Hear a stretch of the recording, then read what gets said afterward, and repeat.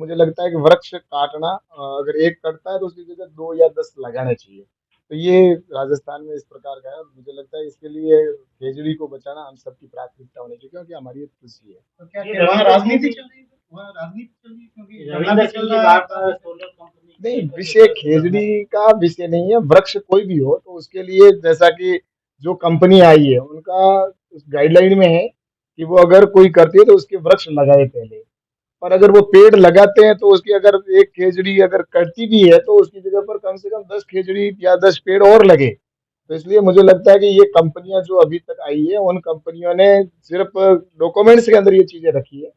लेकिन हकीकत में वो पेड़ लगाते नहीं है, इसलिए जनता में आक्रोश है निश्चित रूप से। और उनको वृक्ष लगाने चाहिए कंपनियों को और निश्चित रूप से लगे वृक्ष ज्यादा से ज्यादा। जब भी तो वहां पे पर्यावरण से हम बच सकते हैं क्योंकि जिस प्रकार से सोलर की कंपनियां यहाँ पे आ रही है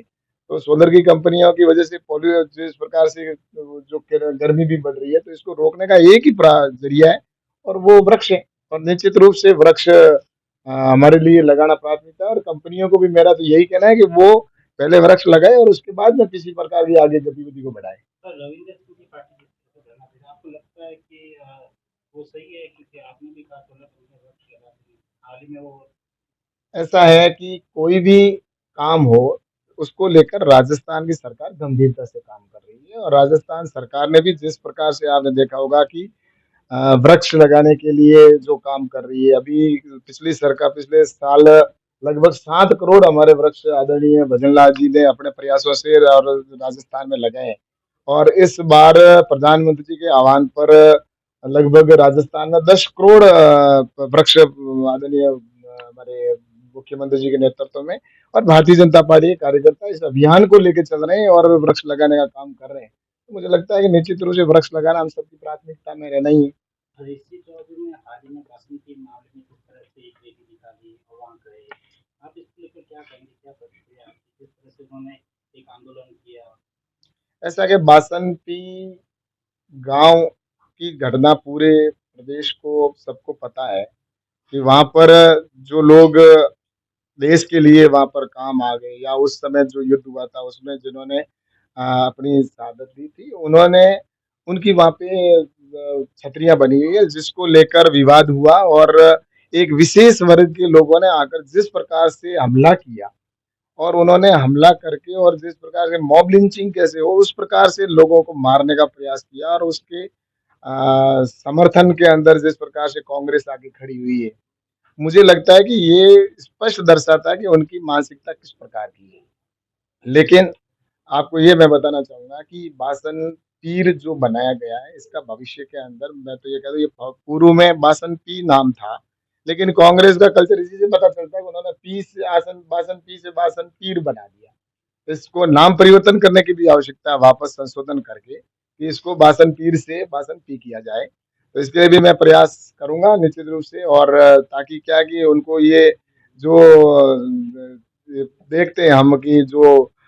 तुष्टिकरण की नीति इन्होंने अपनाई है कांग्रेस की और उनका कल्चर में है तुष्टिकरण का और इसीलिए वो वहां पर हमला भी किया उन्होंने और उसका उनको संरक्षण पहले भी था और आज भी उनको संरक्षण मिल रहा है। इसीलिए ऐसे लोगों को इस प्रकार की घटना करने का मौका मिल जाता है कि वो मॉब लिंचिंग जैसी वहां पर हरकत करने की कोशिश करते हैं। लेकिन सनातन के लोग और भारतीय जनता पार्टी के और हमारे संघ के कार्यकर्ता वहां पर पहुंचे और मैं धन्यवाद देता हूँ कि हमारे मुख्यमंत्री जी ने और जिस प्रकार से संज्ञान लिया तुरंत प्रभाव से प्रशासन को अवगत कराया और उस घटना के अंदर आपने देखा होगा कि वो जो छतरियां थी वो वापस बन गए वहां पर तैयार हो गई है और आने वाले समय के अंदर जो बासन पीर जो बना है उसको बासन पी करने का भी प्रयास किया जाए। कांग्रेस हमेशा मनगढ़ंत आरोप लगाती है, झूठ बोलना या लोगों को भ्रमित करना ये कांग्रेस का कल्चर है और इसको अच्छे से जानते हैं कि जिस प्रकार से आपने देखा होगा कि जब ऑपरेशन सिंदूर हुआ उसके अंदर भी उन्होंने एक प्रश्न लगाने वाले लोग जिन्होंने अपनी सिंदूर को मतलब खोना पड़ा जिस प्रकार से वहां पर उनकी सामने पत्नी के सामने एक पति का जिस प्रकार से आतंकवादियों ने सर काट दिया या उनके ऊपर गोली चलाई और उनके ही ऊपर जिस प्रकार से ये कांग्रेस के लोग प्रश्न लगाते हैं और आतंकवादी हमला या वहां पर हमारे सैनिक है वो जाकर वहां पर जिस प्रकार से हमला करके आ जाते हैं और उसके बावजूद भी और उनका जवाब दे के आते हैं, फिर भी ये कांग्रेस के लोग क्वेश्चन करते हैं, प्रश्न पूछते हैं। तो मुझे लगता है कि इनकी वो-सी मानसिकता है और ये राजनीति करने वाले लोग हैं। ये राजनीति करें, लेकिन हमारा काम है काम करना जनहित में, और भजन लाल जी की सरकार बहुत अच्छे से जनहित में काम कर रही है।